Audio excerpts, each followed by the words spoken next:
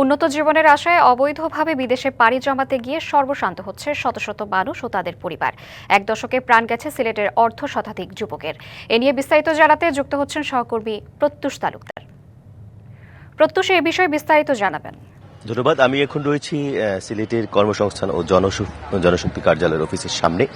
তো আসলে যে বিষয়টি আসলে প্রতিবেদনে দর্শকরা দেখছিলেন যে আসলে সিলেটে কিন্তু প্রতি বছরই, যেহেতু সিলেট একটি প্রবাসী অধ্যুষিত এলাকা, এখান থেকে প্রতি বছরই বিভিন্নভাবে প্রবাসে যাচ্ছেন এবং তারা অর্থনীতিতে অবদান রাখছেন। তবে একটা শ্রেণী সাধারণ মানুষ রয়েছেন যাদেরকে একটা দালাল চক্র কিংবা প্রতারক চক্র নানান ধরনের প্রলোভনে ভুলিয়ে নিয়ে তাদেরকে বিভিন্ন অবৈধ চ্যানেলে তাদের পার করেন। সেক্ষেত্রে তাদের মৃত্যু হয় কিংবা অনেকে নিখোঁজ হন। সেই গল্পটা কিন্তু প্রতিনিয়ত লেখা হচ্ছে এবং আমরা প্রতিনিয়ত সেই অভিযোগটা গণমাধ্যম কর্মীরা পাচ্ছি।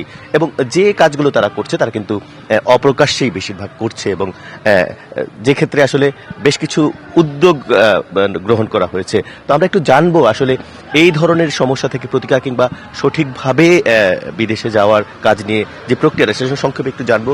এখানে আমাদের জেলা কর্মসংস্থান জনশক্তি অফিসের সহকারী পরিচালক রাজবুল সাকিব আছেন, তার কাছে একটু বলবেন আসলে মানুষ অবৈধ পথে না গিয়ে বৈধ পথে কিভাবে যেতে পারে, খুব ছোট্ট করে জানতে চাই। ধন্যবাদ ডিবিসি নিউজকে।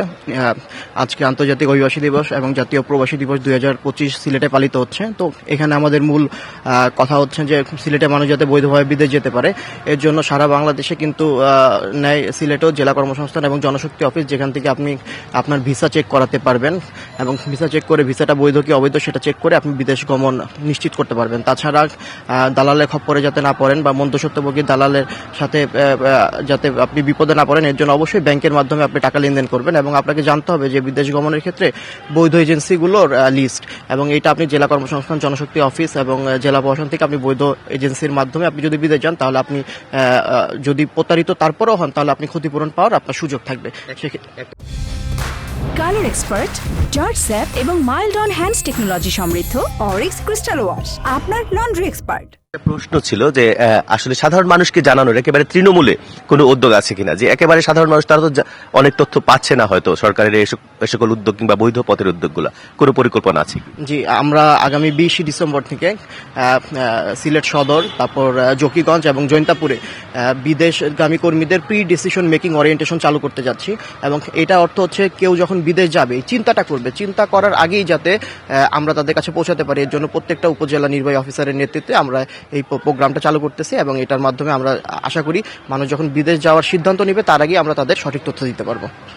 অসংখ্য ধন্যবাদ আপনাকে যুক্ত হওয়ার জন্য। যে বিষয়গুলো আসছে আর কি, যে সাধারণ মানুষজন আসলে কারো মাধ্যমে, আত্মীয় স্বজনের মাধ্যমে কিংবা আশেপাশের কোনো ট্রাভেল এজেন্সি কিংবা স্টুডেন্ট ভিসা কনসালটেন্সি ফার্মের মাধ্যমে তারা আসলে এক ধরনের অপ্রকাশ্যেই একটি চুক্তি করে ফেলে এবং তাদেরকে নানা ধরনের মিথ্যা আশ্বাস দেওয়া হয় এবং বেশিরভাগ ক্ষেত্রেই যারা বিদেশে যান কাজের জন্য কিংবা বিভিন্ন ভিসা নিয়ে যান, তাদেরকে কিন্তু দক্ষতার যে ট্রেনিংগুলো যেগুলো দেওয়া হয় না। তো সেক্ষেত্রে গিয়ে প্রথমেই দালালরা যেটি করে, একদম প্র্যাকটিক্যাল অভিজ্ঞতা যেটি তারা আমাদেরকে জানিয়েছে, তারা কিন্তু বিভিন্ন চ্যানেলে নিয়ে যায় এবং শেষ পর্যন্ত দেখা যায় অনেকে ভূমধ্য সাগরের যে সেই একদম বিপদসংকুল পথ, সেই পথটিতে নিয়ে যায়।